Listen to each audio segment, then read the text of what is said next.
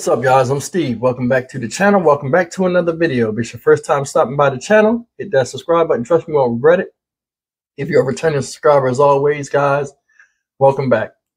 Well, guys, I mean, you guys probably heard about this already. It happened last week. I think it was Thursday, April 13th, where a 16-year-old boy was going to pick up his brothers and knocked on the wrong door and was shot twice by the homeowner.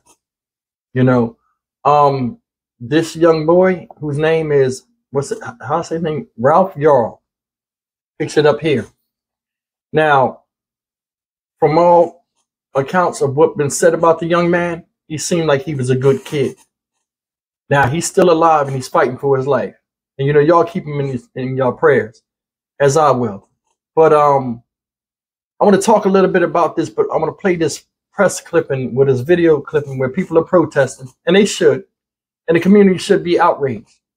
Now, everybody has the right to defend their home against someone that's trying to attack them or attack the home or get into the home when it's an imminent threat, per se. But I mean, what happened to this young man is you can't tell me this was justified.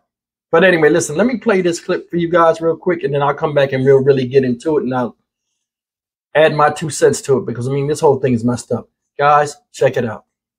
Family of a Kansas City teenager who was shot twice last week have hired civil rights attorneys. Benjamin Crump and Lee Merritt will take over that case. The 16-year-old, his name is Ralph Yarl, mistakenly went to the wrong address to pick up his siblings on April 13th. When he went up to the door, the homeowner shot him twice. The homeowner was arrested and held for 24 hours and then released pending further investigation.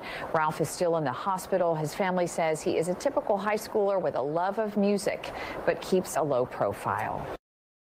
All right, guys, that was the little excerpt, and I'm gonna be honest with you, man. Like they said, this community outrage. You seen the people look like they were protesting outside of the person that shot him's house, and I call BS on this whole thing. This guy needs to be locked up pending investigation. A lot of times you shoot somebody that does a B&E or an invasion in your house and you shoot them on your property, they do take you for a 24-hour hold. So, I mean, that part is correct, where they ask you multiple times what happened, and they hold you until, you know, the DA or whatever says, okay, you can let them go. My thing is this. This is what I've heard in multiple reports, and this is why I say that there's a lot of outrage. First thing is this. He's a 16-year-old kid looking for his brothers. He rang the doorbell. At that house, I don't know if you look real close, at other news stores, if you go and look, there's a big ring, look like a ring camera or some type of camera outside the house. He rang the doorbell. He didn't knock on the door. Wasn't like he was threatening, because, you know, a lot of times people can knock on the door and startle you. Homeowner said he was startled. How you startled from somebody ringing a freaking doorbell, man? See the game? It don't sound right. This whole thing is not adding up.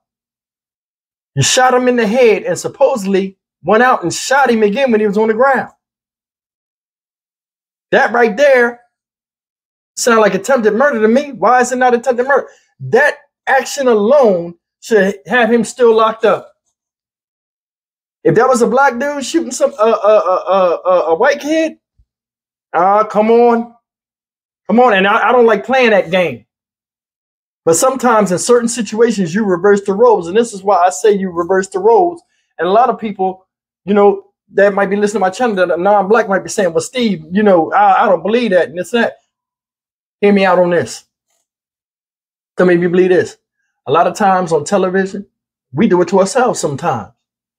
It's this big narrative that black equals danger. Black people, like I talk about it, black equal dangerous, evil. They was pushing that narrative a long time ago. It still goes on. To me, like I said, he got started ringing the doorbell. There's different ways he could have handled it. He could have had the gun on him. It's nothing wrong with wanting to protect you and yours. Trust me, that's not the problem. My thing is, you just start shooting without saying nothing? Man, come on, man. That don't even sound right. That's like Wild Wild West shit. Don't even make no sense, man. He was unarmed. You couldn't look? Look at this dude. You can't tell that's a kid? You can't tell that's a kid. He ain't got nothing thug about him. He looked like he'd go to school and do what he's supposed to do. Yeah, I'm sure you've seen it out of that security camera. He right there. That's the funny part. Then another thing that make me mad about this whole situation is this. After he was shot, he got up and he ran for help. He was shot in the head and in the body, and he got up and ran for help. That's serious survival instinct. The guy, check this out, y'all. The guy that shot him never called it in the police. Man, his ass need to be in the jail, man. See, this is the stuff that nobody's talking about. Guy never called it in. I'd have been like, if I was the police, hey, did you shoot somebody? Like, yeah, I shot out the door. I don't know if I hit him. You know if you hit him or not. You know why you ain't called it in.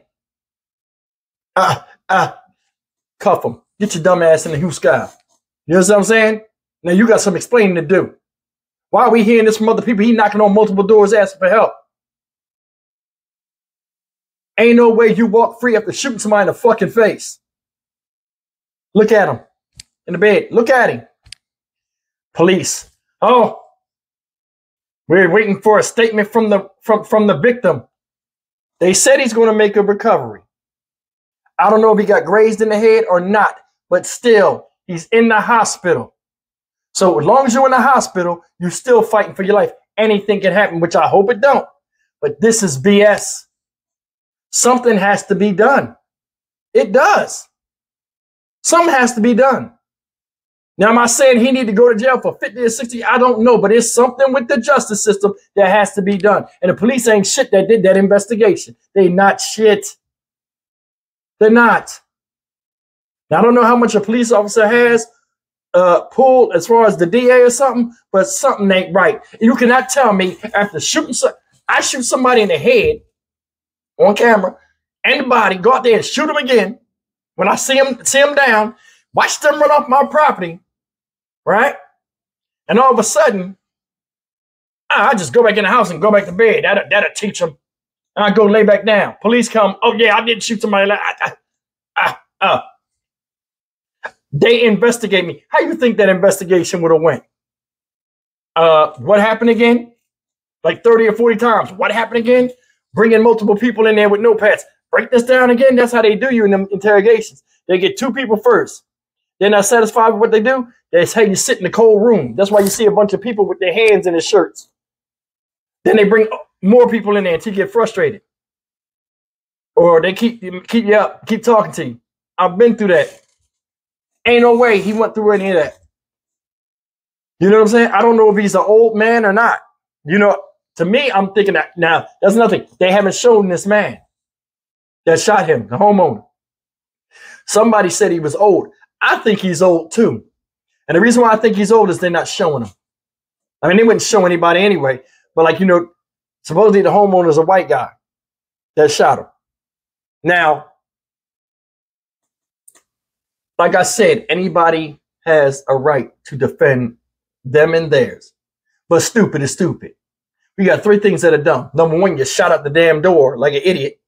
Then you went out there seeing the motherfuckers hurt. Then you shot again. Never spoke. Could have handled it different. Hey, who's out there? Who is this?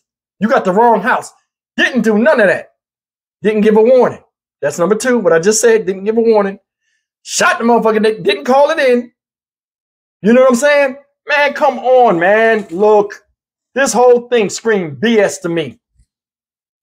It screams BS to me.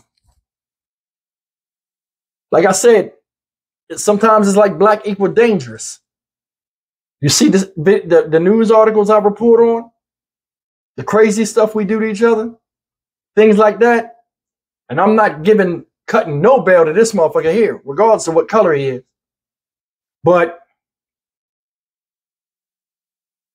you waiting for a statement from the victim. What if he can't? You don't know how this is going to end up.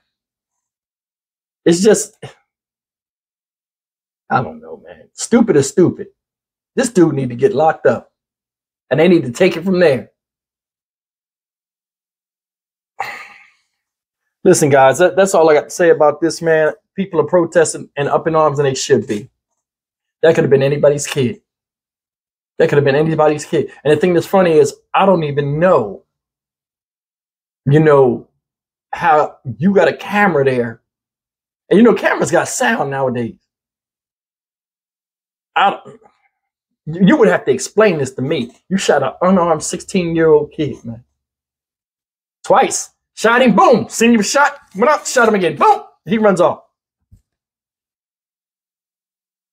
Didn't call the police or nothing. And you walk in the street right now? If that was my kid, I don't know. You got to explain this to me. But guys, man, like I said, I'm Stock Market Steve for the Dynamic Reason channel. As always, like, comment, share, and subscribe. Man, leave me some comments, man. Tell me how y'all feel about this. This has been anybody's kid. You couldn't tell he was a kid on the camera. That's the thing I can't get past, man. He didn't even knock on your door. He rang the doorbell. How you get scared over that? I'll see you guys in the next video. Take care.